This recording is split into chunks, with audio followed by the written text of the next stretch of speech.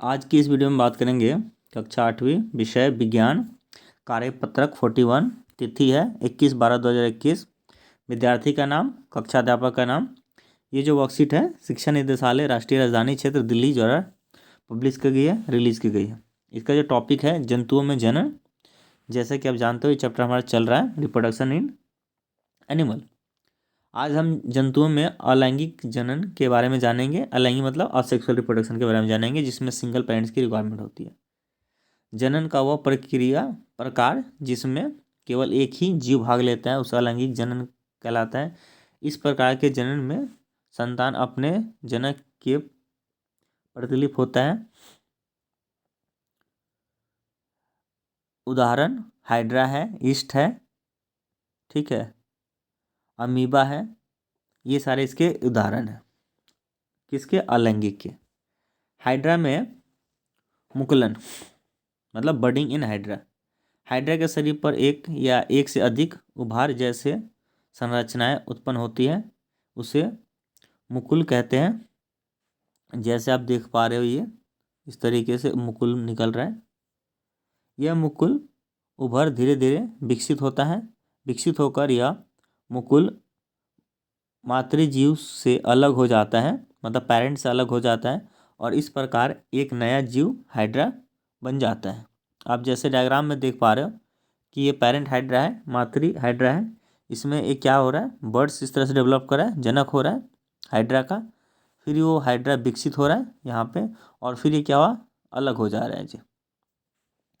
इस जैसे जीवों में यह मुकुल उभार जनक जीव कोशिका से जुड़े होते रहते हैं। हाइड्रा में मुकुल से नया जीव विकसित होता है, इसलिए इस प्रकार के अलैंगिक जनन को मुकुलन कहते हैं। इस तरह के जो भी प्रोसेस होता है उसको हम क्या कहते हैं? मुकुलन कहते हैं। अमीबा में द्विखंडन। अमीबा में हम द्विखंडन के बारे में देखेंगे अब। जैसे आप डायग्राम देख पा रहे हो, अमीबा एक कोशिकाएं वाला जीव है, एकल कोशिका है। इसमें अलैंगिक जनन की प्रक्रिया एक केंद्र के दो केंद्रकों में विभाजित होने से शुरू होती है। सबसे पहले क्या होगा, अमीबा में जो केंद्रक है वो एलोंगेट होगा, फिर ये दो पार्ट में जाएगा, और फिर जो इसका बाहर का साइटोप्लाज्म होता है वो टूटेगा। इसके बाद अमीबा कोशिका भी दो भागों में बढ़ जाते हैं और हर भाग में एक एक केंद्रक हो जाता है। अंत में एक अमीबा जनक में दो संतति अमीबा बनते हैं, दो डॉटर सेल अमीबा बन जाता है जी। ऐसा जनन जिसमें एक जीव विभाजित होकर दो जीव उत्पन्न करता है उसे द्विखंडन कहलाता है। एक से दो हो जाता है उसको हम द्विखंडन कहते हैं जी। चलिए अब हम प्रश्न के बारे में बात करेंगे। अब निम्नलिखित प्रश्नों के उत्तर दीजिए। मुकुलन और द्विखंडन के परिभाषा लिखिए। तो मुकुलन और द्विखंडन का परिभाषा ये रहा आपका। मुकुलन का यहाँ से लिखेंगे। मुकुलन एक ऐसा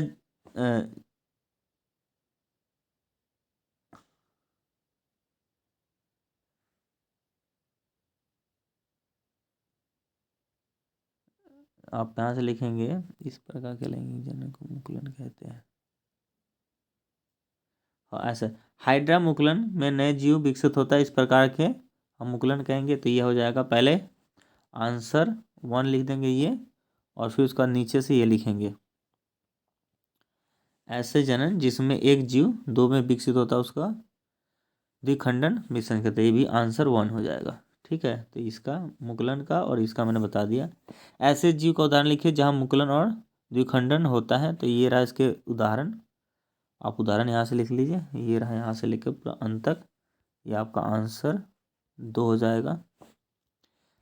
प्रश्न तीसरा क्या कहता है, अलैंगिक जनन में एक जीव जनक जीव की प्रतिलिप क्यों कहा जाता है? क्योंकि इसमें क्या होता है जी, एक जैसा इसलिए होता है, इस प्रकार के जनन संतान अपने जनक के प्रतिलिप होते हैं।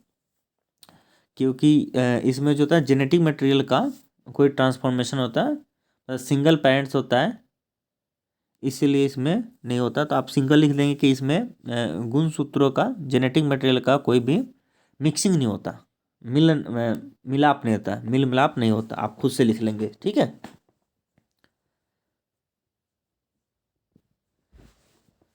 अपने जनक के प्रतिलिपि इसलिए होता है क्योंकि इसमें क्या होता है, जेनेटिक मटेरियल का मिश्रण नहीं होता है। क्या लिखोगे, गुणसूत्रों का मिश्रण नहीं होता, लिख लेंगे गुणसूत्रों का मिश्रण नहीं होता। चौथा प्रश्न कहता है इसमें, अमीबा के द्विखंडन के चित्र वर्णन कीजिए अवमुकुलन के।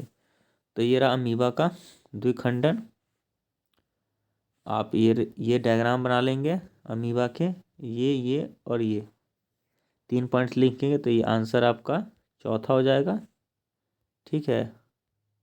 अब पांचवा आंसर में आप ये लिखेंगे, ये डायग्राम बना लेंगे, ठीक है।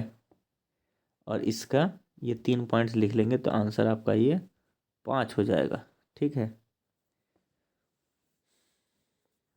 ये वाला नहीं भी लिखोगे तो चल जाएगा, शुरू के 2 पॉइंट लिख लोगे तो आपका काम हो जाएगा। तो इस तरीके से जो है, ये शुरू के 2 पॉइंट लिख लोगे तो आंसर 5 हो जाएगा।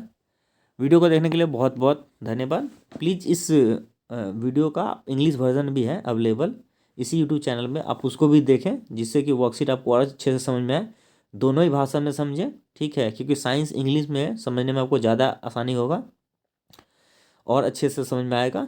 वीडियो को देखने के लिए बहुत बहुत धन्यवाद। प्लीज़ चैनल को सब्सक्राइब करें, लाइक करें, शेयर करना ना भूलें। इसके इंग्लिश वर्जन को भी आप इस क्लास के प्लेलिस्ट सेक्शन में आप जाके देख सकते हो। वीडियो को देखने के लिए बहुत बहुत धन्यवाद।